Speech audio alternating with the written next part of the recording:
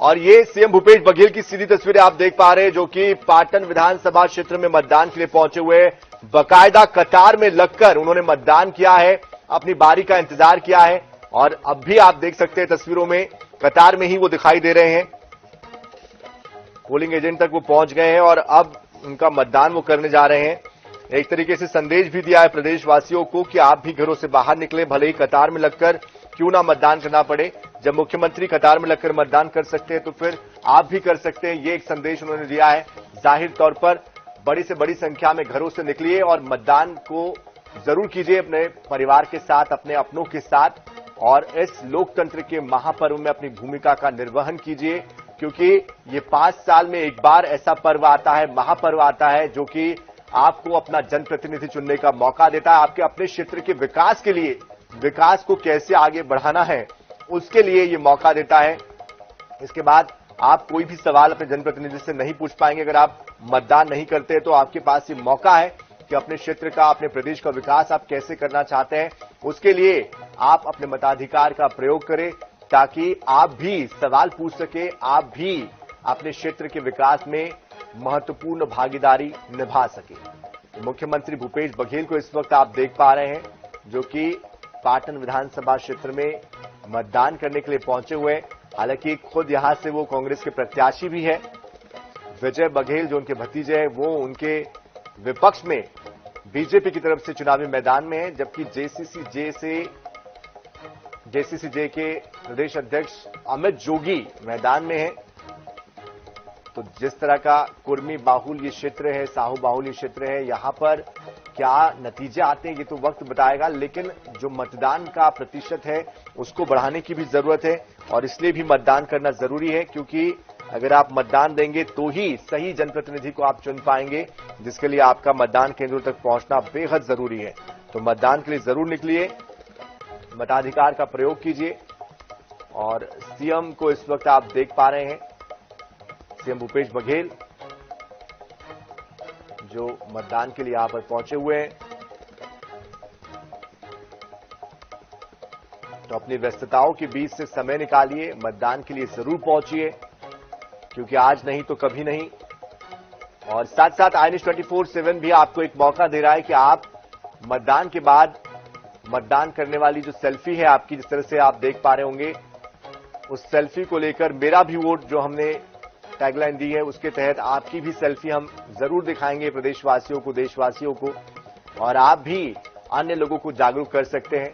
तो अगर आप मतदान करने जा रहे हैं तो अपनी सेल्फी भी हमें जरूर भेजिए, ताकि आपसे प्रेरित होकर और भी लोग मतदान करने के लिए जाएं।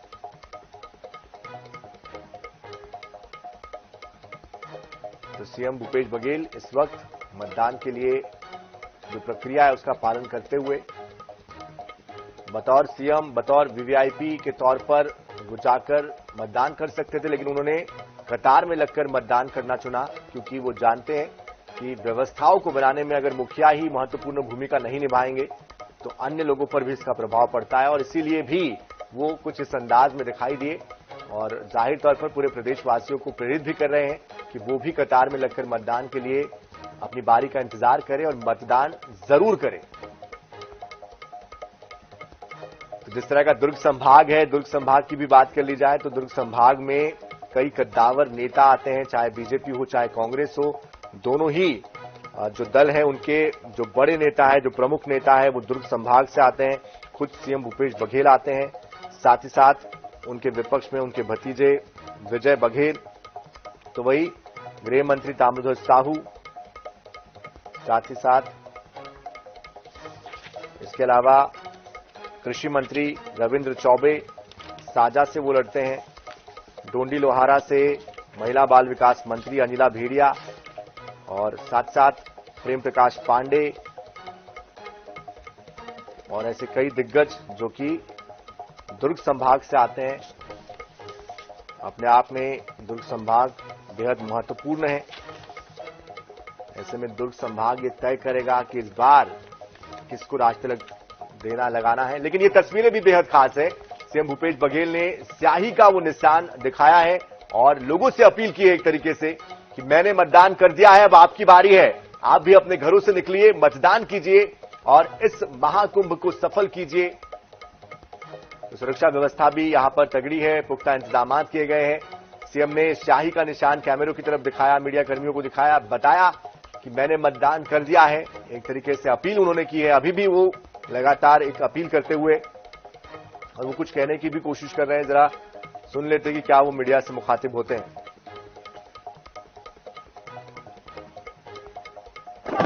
ये मुस्कुराहट क्या आपको लगता है 75 पार की? बिल्कुल बिल्कुल 75 पार के साथ साथ सीएम वो हाईकमान तय करेगा। राहुल गांधी ने कहा है, लेकिन पहली बार साइन किया था, इस बार भी मुख्यमंत्री ये उनका बड़प्पन है।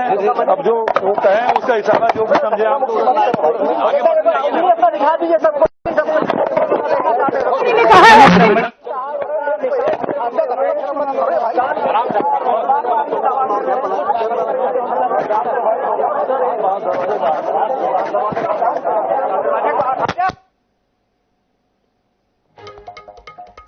तो एक रिपोर्टर ने सवाल ये भी पूछा कि राहुल गांधी ने कहा कि जैसे ही हमारी सरकार बनेगी हम कर्ज माफी करेंगे और उस पर हस्ताक्षर सबसे पहले भूपेश बघेल करेंगे। यानी कि कहीं ना कहीं एक संदेश के तौर पर इसको अब देखा जा रहा है कि क्या अगर सरकार बनती है, अगर बहुमत मिलता है तो क्या फिर से एक बार भूपेश बघेल का ही चेहरा होगा।